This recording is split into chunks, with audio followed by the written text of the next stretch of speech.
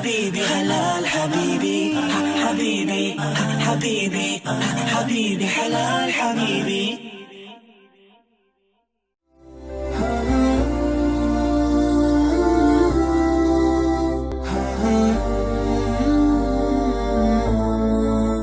أعوذ بالله من الشيطان الرجيم بسم الله الرحمن الرحيم أشهد أن لا إله إلا الله وحده لا شريك له له الملك وله الحمد يحيي ويميت وهو على كل شيء قدير.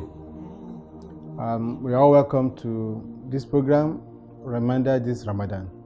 The topic of our discourse is the right of spouses. Marriage is something that is very, very important in Islam, and it is the hope of every person to want to get married. Usually, the emphasis is always on my right and your responsibilities. This kind of mindset does not usually make marriages to work. A lot of marriages today have challenges because the man is asking for his right, is asking for the responsibilities, is right from the wife, and also the wife is also asking for her own right from the husband. And this, I think, we need to really de-emphasize. What we should pay attention to are those things that are common to us, which Allah has explained in وَمِنْ آيَاتِ أَنْ خَلَقَ لَكُم مِّنْ أَنفُسِكُمْ أَزْوَاجًا لِتَسْكُنُوا إِلَيْهَا وَجَعَلَ بَيْنَكُم مَّوَدَّةً وَرَحْمَةً إِنَّ فِي ذَلِكَ لَآيَاتٍ لِقَوْمٍ يَتَفَكَّرُونَ.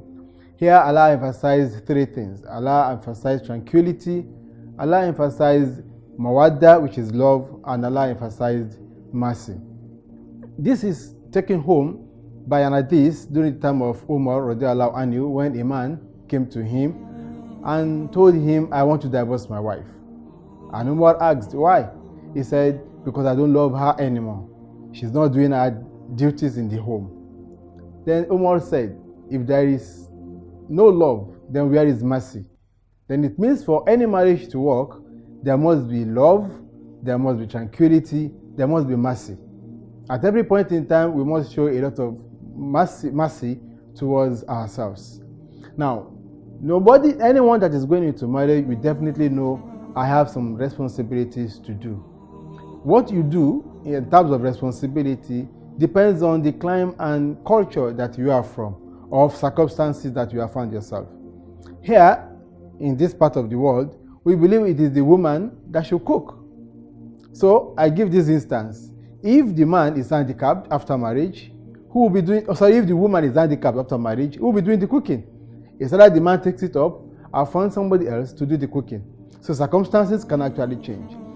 In the Quran or in the Sunnah of the Prophet, there is nowhere where it has been written that these are the duties of a woman or the duties of a man in terms of taking care of the chores at home.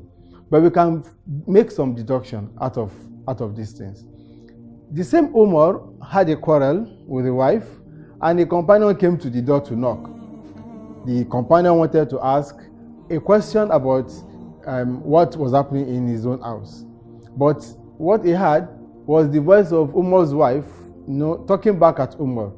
Then the man turned back and left. But Umar opened the door and called him and said, hey, what do you want? He said, I want to ask a question, but I don't need I should ask again, because I already have answers to my question. He said, what is your question? He said, my wife does not show that she's responsible. My wife, he raises all sorts of complaints. Then Umar said, look at my own wife. She does the cooking. She gives birth to the children. She takes care of the home. He said, he does all this just because she wants to, because it is not written anywhere that she must do it. So what do you expect me to do?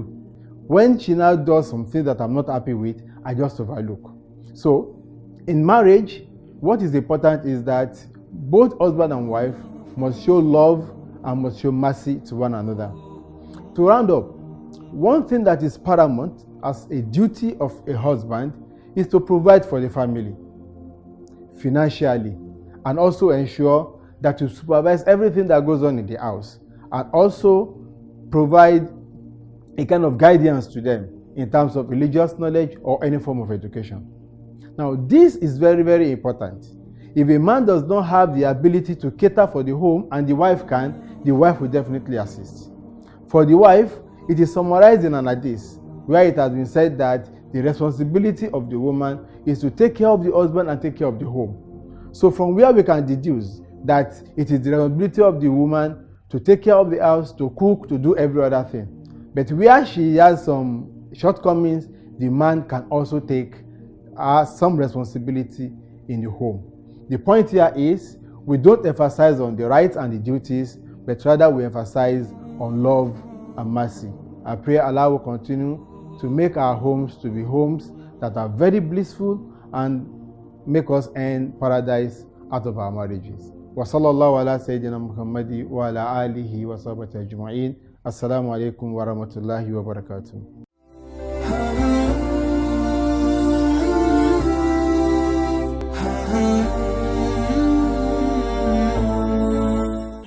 حبيبي حلال حبيبي حبيبي حبيبي حبيبي حلال حبيبي.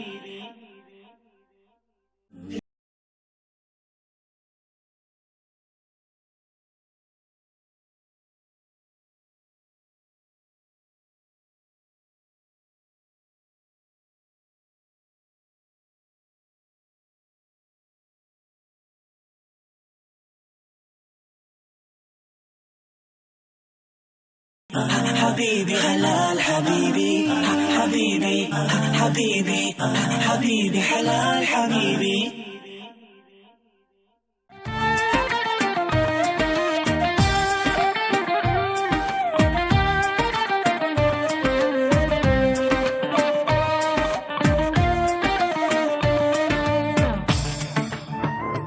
Assalamu alaikum wa rahmatullahi wa barakatuh. My name is Hanifa Adam and welcome to Iftar with the Chef. Today I'm going to be making chicken burrito bowls. This is actually an excellent idea for leftovers that you might have had from previous iftars, because most of the things I'm going to be using are things that are already cooked that you have around lying at home, and you can just microwave it up and use it to secure a whole full meal.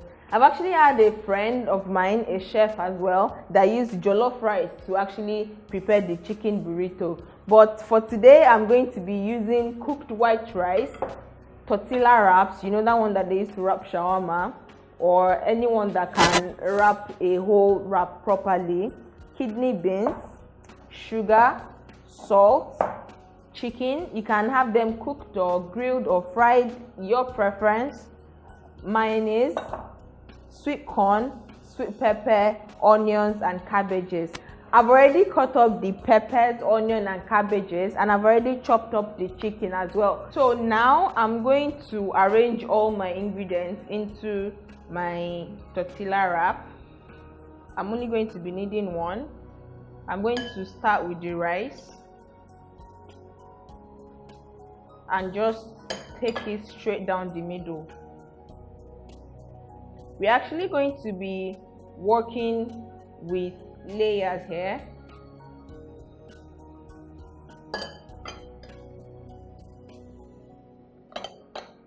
Then the kidney beans.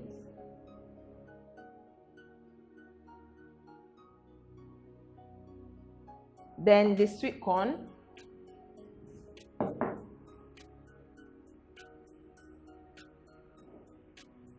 Chicken. You can add herbs to the burrito as you like. It's important that it is properly arranged so that by the time we are cutting it in the middle, we have that pretty burrito happening for us. The cabbage, onion, red pepper. So I'm just going to properly arrange them. Pinch of sugar, salt, and mayonnaise just down the middle. Okay, so now it's time to wrap it up. So just carefully wrap it. Make sure the wrap is really tight and hold them down.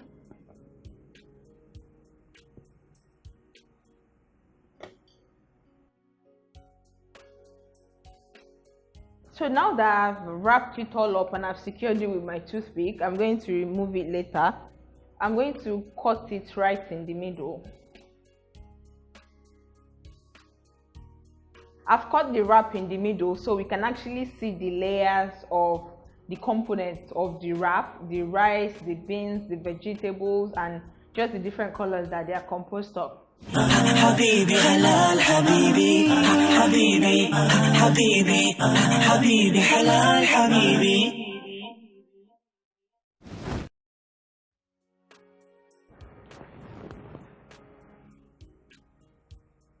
I'm allowed to take off the toothpick now because I have my hand to put everything together.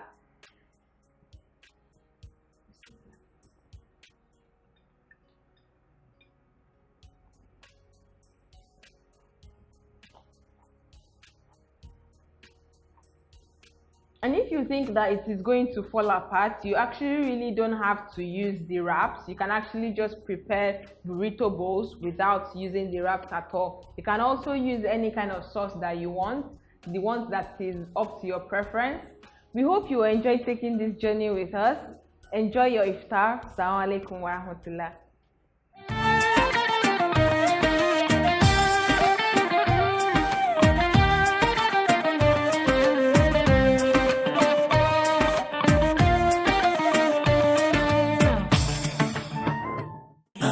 Habibi halal Habibi, Habibi, Habibi, Habibi halal Habibi.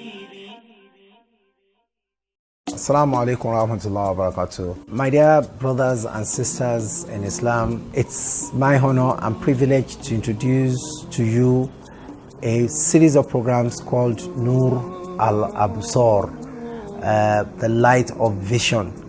This series is designed to teach us Islamic history as it relates to our dear country Nigeria, to bring to us the guidance of Islam for our everyday use in the light of the Quran and the Sunnah of the Prophet ﷺ, to also entertain us in ways that will enrich our knowledge as well as make us proud of the Islamic heritage. And I think that every Muslim would want to help this effort and make it see light of day. So I'm appealing to each and every one of us to help this program grow and survive. One thing you should not do is to be indifferent to the program, and I hope that all of us will join together to make it a success. Assalamu alaikum wa rahmatullahi wa barakatuh.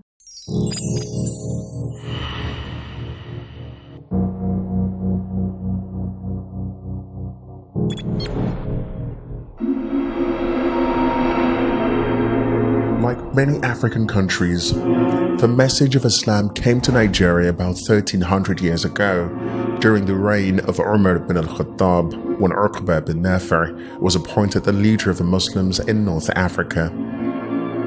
It is on record for those who know that Islam came to Nigeria sometimes after about 6-7 years with the death of the Prophet himself, sallallahu alaihi wasallam. Ìtàn dá wa padà ó pé ní Islam ó wọ ìlú Nàìjíríà lásìkò àwọn tábìín. I would say Islam has been around here long before the idea of Nigeria was ever consummated. Uqba bin Nafi' òun ló mú Islam wọ West Africa. Ara kó Muslim West Africa ó dé ìlú Hausa. Ǹjẹ́ Uqba bin Nafi' yẹn ǹjẹ́ tábìín ni àbí sahaba? Èyí tó fẹsẹ̀ nílẹ̀ jù nínú ìtàn ni pé Uqba bin Nafi' laysa bi sahabiyyin, kì í ṣe sahabi. Uqba opened many trade routes, one of which was the Trans-Saharan route that links Tripoli, Libya to Kanem, the region of Lake Chad. It is a long history that we have trans-Saharan trade between Arab countries and some part of Nigerian cities. Through this route, Muslim traders from North Africa had access to Kanemi Bornu markets, where they adhered people to Islam with a simplicity of life and honesty in business transactions. Every caravan was followed by different kind of people, learned scholars of Quran, Hadith, Fiqh. This was the system of Islam. Definitely, traveling was a factor. People moving about from one locality to another, and then Muslims will have to move about with their deen. So every trader who was a Muslim took Islam with him wherever he went. And they came with something very important out of what they have learned from Islam. That is amana, trust. All what they stand for is the truth and nothing but the truth. And they were, I would say, the only civilized set of people that one could see at that time. Wherever they settled, they practiced their religion to the admiration of their host. The locals, the Africans, found the Muslims very striking. Whenever it is time for prayer, no matter what was happening, they went to pray. It wasn't long before a handful accepted Islam. You could see people who were trying to pray, and then you saw that it was different from what we were doing before. It encouraged some people to be able to accept it. I mean, it was just by conviction that people embraced this Islam from them. And this was how it all began. While it remains unknown the exact period Islam came into the region known today as southern Nigeria, what is certain is that Malian traders around the 15th century settled in major towns, one of which was the old Oyo Empire, and Islam referred to by the locals as Esi Mali, meaning religion of the Malian people, was birthed. Allahu Akbar, Allahu Akbar.